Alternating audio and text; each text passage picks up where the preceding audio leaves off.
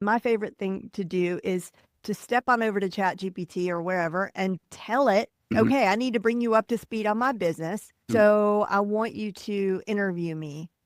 And you ask me all the questions you need to know to really know my business. Please only ask the next question after I've answered like, don't hit me with all the questions at one time, one question Right. after another. And I like to use Whisper Flow Mm. plugin to make it an audio conversation, although you could do audio with Yeah. inside the AI itself. That's number one. And it's going to give you, after it's asked you all these questions, it's going to give you this beautiful brief. And that's going to be like your main knowledge base Yeah. about your business. And now, if that's on a Google Doc, you plug it in wherever you go, and now your AI is going to work so much better for you. Welcome to AI Today with Lou Bortone, your source for the latest and greatest AI tips, tools, and trends. Get ready to get wicked smart.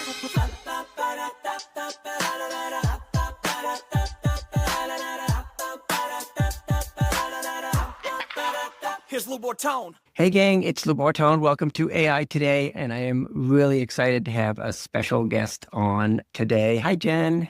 Hi, Lou. So Jen and I may geek out on some AI tools because Jen's the person I follow for the latest and greatest AI stuff. And I love that. I put out a newsletter every Friday and I dive into it. And then in some ways it's okay, great. My Friday afternoon's gone because Mine too. at least it's Friday. So thank you so much for being here. Yeah, thanks for having me. Always great to hang out with you. Thanks. So you've been doing some really cool stuff with AI, sharing some really cool tools. How did you get into it? Were you in the sort of chat GPT craze or even before that? Or Yeah, November of 23 is when we yeah, first saw what it, I that's mean, right. there were iterations of it before. I did not know about it. I've always been in the digital marketing space, Yeah. and I've always liked these online tools and platforms and stuff. And I've always been mostly amazed on how, even back then, even in 2010, Yeah. 2014, like that these tools could just give the everyday person bandwidth that like Ted Koppel Yeah. That's what I say didn't about even have. YouTube. You have a TV station and it's free. It's called YouTube. And then it was like one thing after another. And then live streaming came, and I couldn't even sleep that night, thinking of all that was possible, that we could just hit a button, go live Yeah. internationally. And then it just kept happening. But then for a while, many years, there really weren't any very super exciting developments. Right. And I honestly was getting pretty sick of talking about social media and digital Mhm. marketing. I was just a little bit bored. Yeah. Also, it just wasn't new anymore. Like everybody knew about it. Everybody knew how to live stream. Yeah. When I was having my most fun, I was presenting people with this new tool. And Yeah. I get more than money. Really, what I get, the payoff for me is always the like, oh, no way. That's it. That's all I Yeah. care about. Oh, good. I love to have people just their chins drop open. That's Yeah. really my favorite thing in the world. Yeah. We're Feels like really that. hard. What? Yeah. I can see that because I'm the same way. Like when the script came out, that was oh my God, that was how I was sharing with people. People like, oh my God, you can do that? Yes. And I followed you for stuff like that because you seem to be always ahead of the curve on some of these new tech and emerging tech stuff. Oh, we're alike in that way. We see something really cool and we want to share it with the world. Yeah. And then my coach is, you really should have charged for that. I'm like, no, I just want to get it out there. Same. You got into ChatGPT. I know you've been into a bunch of other things. Do you have a go-to or a favorite that's like your go-to AI tool? No, Then- because I love, like when I'm in Notebook LM, I love Mhm. Notebook LM so much. And when I'm in Yeah. ChatGPT, I really love those custom GPTs Mhm. and I love how well ChatGPT knows me. But Yeah. man, I love Claude so much. And I love to skip on over to GenSpark. It gets better every day. And Manus does really cool things. And yeah, I don't have a favorite one. Yeah, I know I'm the same way. And it's, oh my God, I'm going broke $20 at a time here with all this tool. Here, seriously. But we got to have them because we got to teach them. So That's right. that's right. my We justification. can justify these. Yeah, exactly. So in terms of the day-to-day stuff, because I know we're always sharing really cool tools, but just like in terms of usefulness, if somebody was just saying, okay, I'm going to finally dip my toes in the water, where should I start?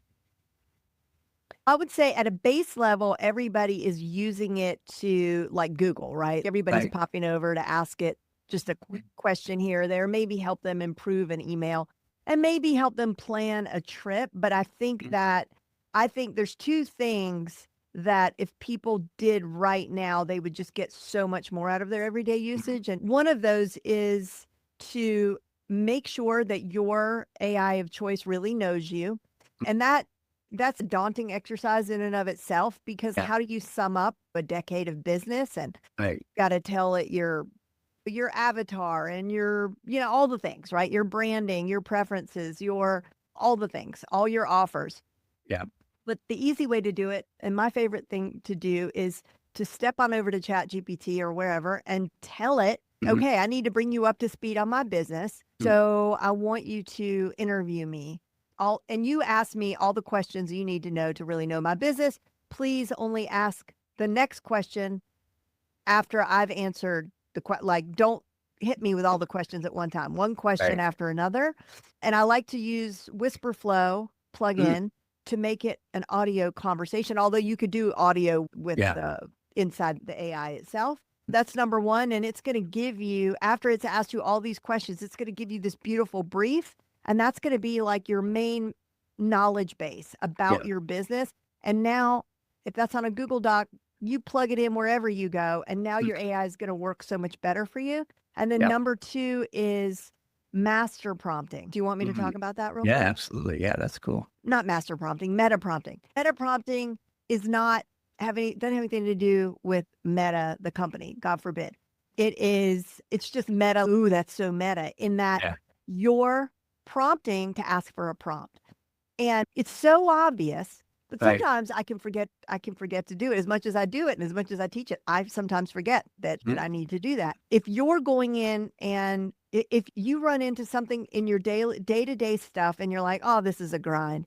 I have a feeling AI could help me with this, but I don't even know where to begin." Start the conversation. This is Yeah. what I want to have happen. I don't really know how to tell you what I want. And then essentially it's going to create for you a really good detailed prompt, and it will put variables or things in there that you never would have thought to even Yeah. ask for, right? And then when you do that, then you're really on your way. Yeah, it's all about the prompts. And I think the other thing that some folks, I think, and I'm guilty of this too, I'll settle for the third or fourth iteration of something. Forget, like, ChatGPT is not going to get pissed at you if you keep asking the same question a different way. It's not like talking to an intern or something. You can push it as much as you want. That's such a good point. And on that same note, back to your first question, which is my favorite platform, you can open up the tabs for all of these in your browser, use a free mode, taking that same initial query and just paste it in all of them. Yeah. It's not going to cost you any extra. It's going to take you about 5 seconds extra and see who outperforms in that case.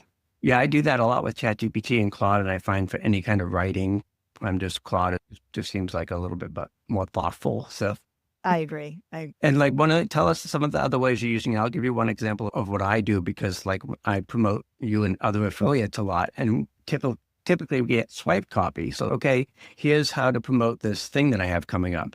I do an email like the first one and change the wording and say, okay, now make the rest of these sound like me because I don't want to send out the same swipe as everybody else.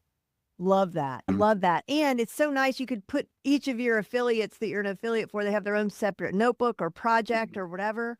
Yeah. Right?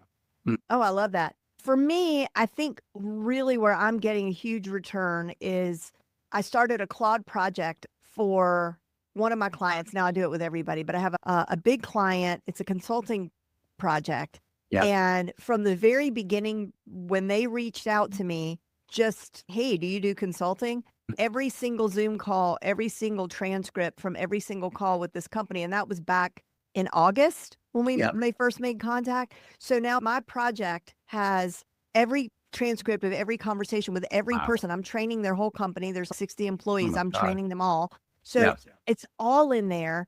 The proposal, it helped me write the proposal.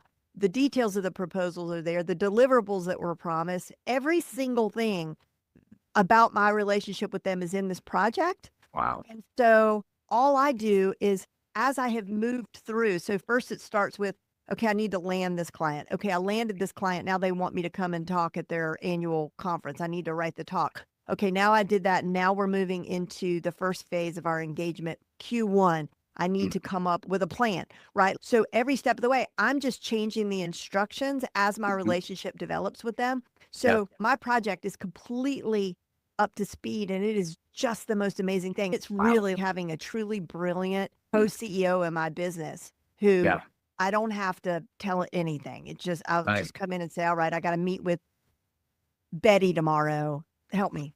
Yeah, it's amazing. And especially the older I get, the more forgetful I am as well. So That's so true. I talked to this client, I talked to that client. I was like, okay, I'm just going to put it all in Notebook LM. Or if I'm meeting somebody new, I used to have to go through their YouTube and their LinkedIn and their Facebook, but now I'm just going to put the website in Notebook LM and it's going to be like, okay, now I know what they do.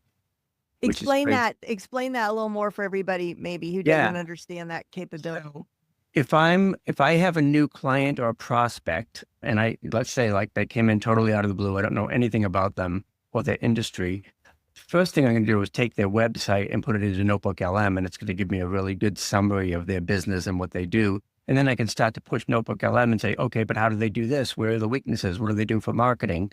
And with Notebook LM, it's, oh my God, it just keeps going and going. So it's a really good way to get up to speed quickly without having to spend hours on LinkedIn or Facebook. Yes, love that. You also talk a lot about Google and the whole ecosystem. And now I'm freaking out because I just got Google Workspace, but now I have, oh my God, now I have louboutone.com and louboutone.net, and I don't want to get them mixed up. But how do you get all that fun stuff to work together inside the Google ecosystem? Oh my gosh, it's so good. I can't believe I didn't even mention Gemini when I was rattling off my favorites. Notebook LM is powered by Gemini, so technically I did. But yeah, so everybody who is watching right now, everybody has access to Google, what are they calling it? Workspace Studio. Yeah. They changed it. Last week it was workflow or something. Anyway, it's Workspace Studio. And really the easiest way to find it is to go into your Gmail, and you'll notice in the top right-hand corner, there's a little squiggly line. Now it's like dark black brackets. Yeah. It'll be foreign to you. You'll say, what's that? And you click on it, then click Discovery, and just have a good time. Anybody who hasn't seen it, I would make a note to yourself for a quiet time in your calendar this weekend, maybe, when you can sit down and really play with it, because essentially what they've given us is like Zapier built into our Google ecosystem. Yeah. And so you could connect you can have agents do work for you, connecting your Drive to your email, and then other third-party apps that it built in there for you, like MailChimp and Salesforce and Asana. And they're going to keep adding more and more of these, and they work really well. So we're just getting started with those, but we've built a few automations that are really great. I'll give you one example. So in my email, we always get receipts, right? Like for all this software that we're paying for. And then typically what I do is I get the receipt for the software, then I click forward to my bookkeeper, which happens to be, in my case, an AI bookkeeper called Kick.co. And I write in the subject line what it is. So I'll like software, contractor, advertising, whatever it is. And then it goes away. But if I had a person, I would have to do that as well, right? Like forward to my bookkeeper. So this is just one small amount of automation that saves me so much time. So now software comes in, then I just set up the automation inside of this Google Workspace Studio that every time an email comes in from GAM, it automatically gets forwarded to Kick. And you may think email has always had the ability to label things and move things to file. Yes, but not to auto send, not to send. You set to manually. Yep. And so it takes a minute because I do have to set it up for each, right? Because every receipt isn't going to be software, but I'm just doing it as they come, and I get 2 or 3 a day. I just quickly set it up, but now forevermore, I never have to touch it again. And so it's just the simplest of automations, but it's great. Does it help you remember? A lot of times I get mad because I'm like, oh, I used this for a year and I didn't really want to renew it, but it auto-renewed. I need reminders. Okay, this is about to auto-renew. So if you don't want to spend another $600, you better cancel it. That's a good idea. That particular automation doesn't do that, but you absolutely could set that up for yourself. Currently, I try to get in the habit of when I sign up for something, putting in my calendar. But yeah, I want to set that one up. I'm going to write that down. And then how about gems? I'm not really sure how that works because I haven't really delved into it too much. That's also part of Gemini and Google. Oh God, Lou, you would love gems. Yeah. So gems are just like custom GPTs. And for anybody who doesn't know what that is, it's just like a little micro tasker. Like it'll handle, it can be a big task, but it's one thing that you do over and over again that you hand over to this new employee that you have. And it's either a custom GPT or a gem. And you put your instructions in there. And if you need to, you can attach, it's just like a project or it's the same concept. But with gems, you can share them now very easily. That's really super helpful. And the automations I was just talking about that we have access to, this blew my head off my shoulders just a couple of days ago when I discovered that in all the things that you can do when you're setting up these automations, you can add a gem into the mix. Like I have a front row AI club. So maybe it says AI club. So any email that comes in with AI club, then I would have it then go through the gem. The gem is going to do anything I'm going to tell it to do, but it's really robust, smart AI. It's not like just a trigger or like a Boolean type search. It's you're going to say based on, here you go, based on the domain of their email address, search LinkedIn and see if you can find them, and then give me a report. That could be like stage 2. So you would, the gem, you would have to give explicit directions for that. But that's the kind of like really big, powerful thing that can happen. Yeah. It's the difference between automation and AI because a lot of people get the two confused. Yes. So gems so you could have gems like just little specialty gems to create headlines for you, YouTube thumbnails, all sorts of things. So love gems. And then the other thing that they recently added into this ecosystem is in Google AI Studio, there's a thing called Build. And if you go over to Build, are you familiar with this yet, Lou? No. Oh my God, you're going to die. So Build is inside Studio? Yes. And there's just so many, there's gems and there's Notebook and there's that. It gets a little overwhelming. I'm overwhelmed. Are you kidding? This is all I do all day, every day, and I cannot keep up with it. So I don't know what the regular person is doing right now because it's crazy. Okay. That's why I have 110 tabs open. I'll get back to that. Look at my tabs. Same. I have all these tabs. Okay. So here we are. It's not pretty, but I just typed in Google AI Studio and then it took me to aistudio.google.com. So I guess that's the official way to get there. Yep. Then we're going to click on Build.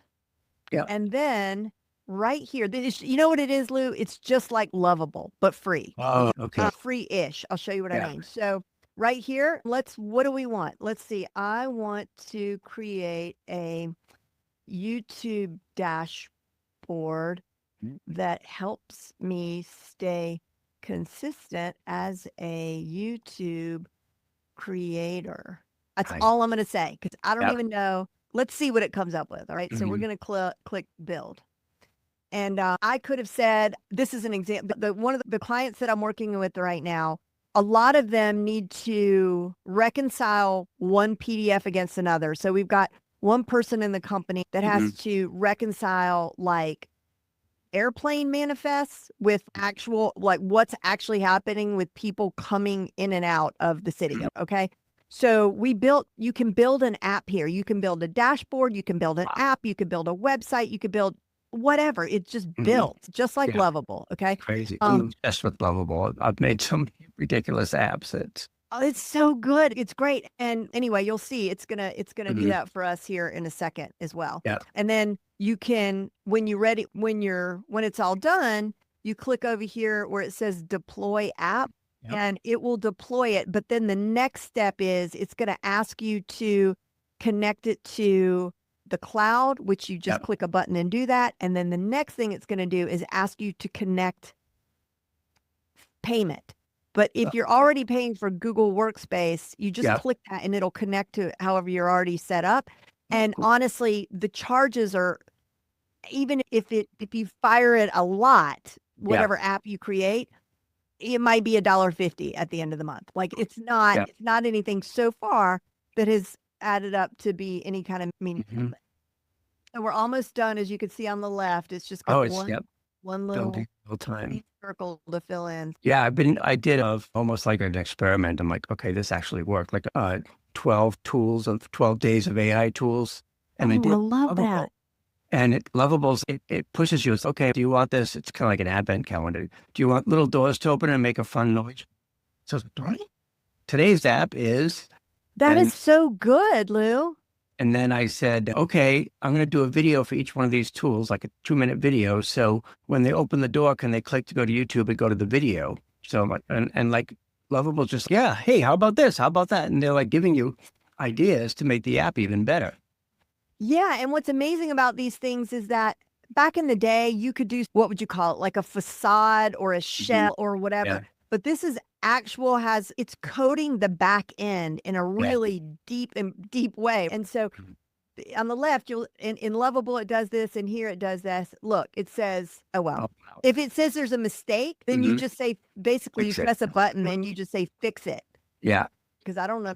Okay. So what did it give us? Okay. Published videos, in production, idea backlog, consistency streak. So you'd connect your channel to this, and it would basically nudge you to like, hey, it's time to do this week's video. Here are 5 ideas you can do. Yeah, I guess so. I guess that's the way that it's set up. And if we want to see what it looks like on mobile, we go like this. Ooh. Oh, all right. cool. So it's not formatted well for mobile. Usually it will sort itself out, but I would and there's our idea generator, but I would basically tell it to, oh, here's an idea generator. Okay. Best AI tools in 2025. Generate. Okay. So it helps us brainstorm ideas. Wow. All right. But we gave it no. Yeah, and you just made it on the fly. Like 6 months, a year ago, this would have taken developers and tons of money and tons of time, and you're doing it like, boom, done. Yeah, Right. seriously, it's too much. Yeah. So I know, like, you and I to explore all kinds of cool new things. And I know, like, today we get these newsletters. Oh, here's 5 new tools. There's 8 new tools. There's 22 new tools. And I saw something on LinkedIn the other day. The 80 must have AI. I'm like, you can't use 80. So if somebody comes to you and says, okay, aside from being part of the Front Row AI Club, what do I really need to know and where do I start? Do you think they should focus on 2 or 3 tools that are really going to be helpful? Or? Yeah, you know what? It's less the tools and more like learning how to think about the input and the output. Yeah. Going back to like just the meta prompting and understand the basics that you're gonna have success when you give context to tools.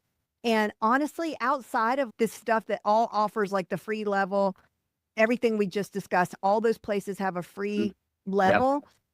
Just close your eyes to the articles that say the 25 tools you need to have. Right. Like Lovable is an outlier. I love it. And I think it's great. But even that is probably going to be rendered redundant because you saw what we just did and over here and even Notebook LM, Gamma is another one. Gamma is one that I would always recommend to people because it's you make these beautiful slide decks and it's just great.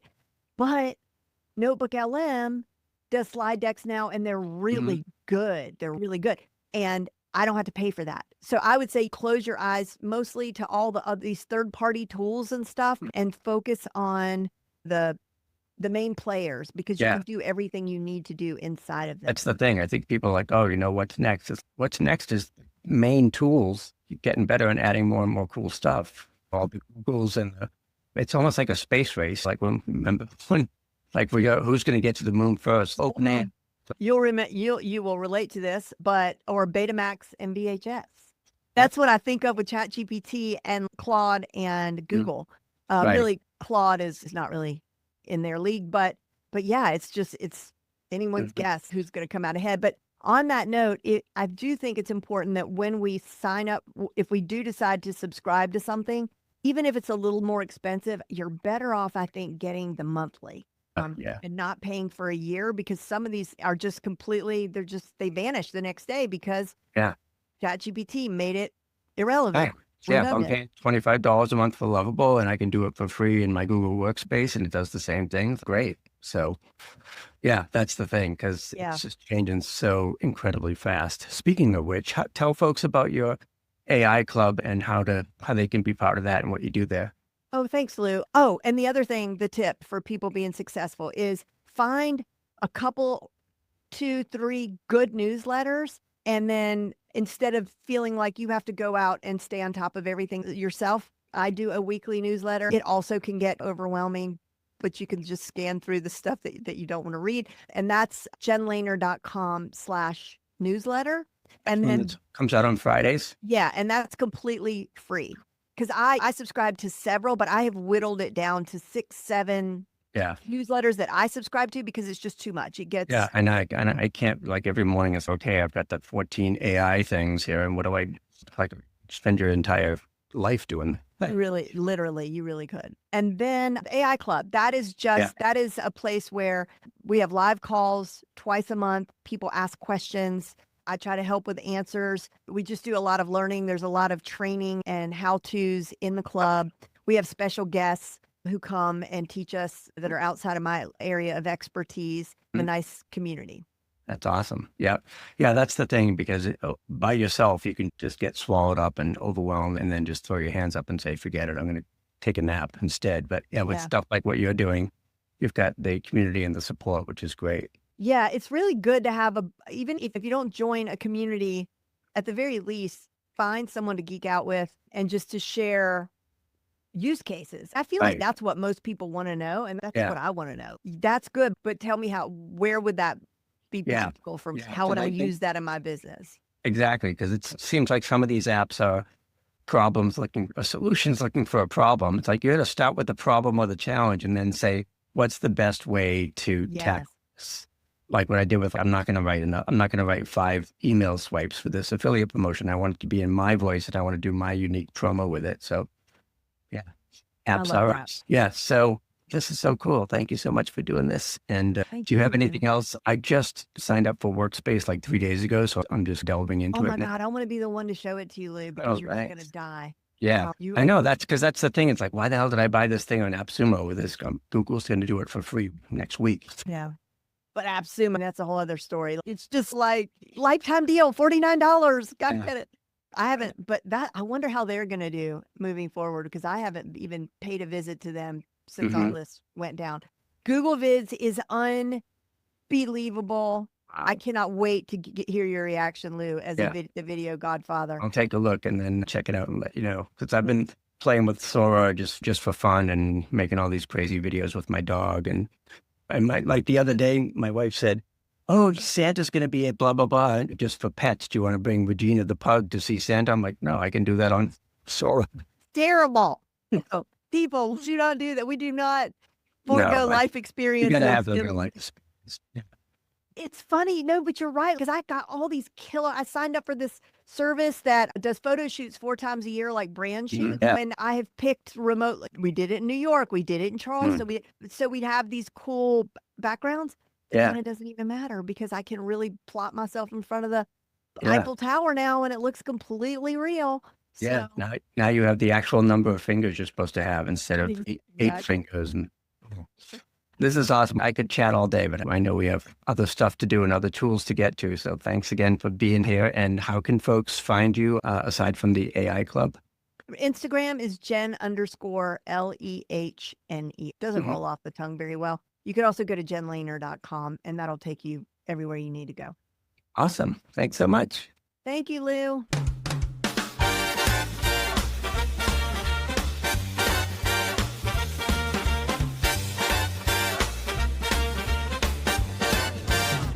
Welcome to AI Today with Lou Bartone.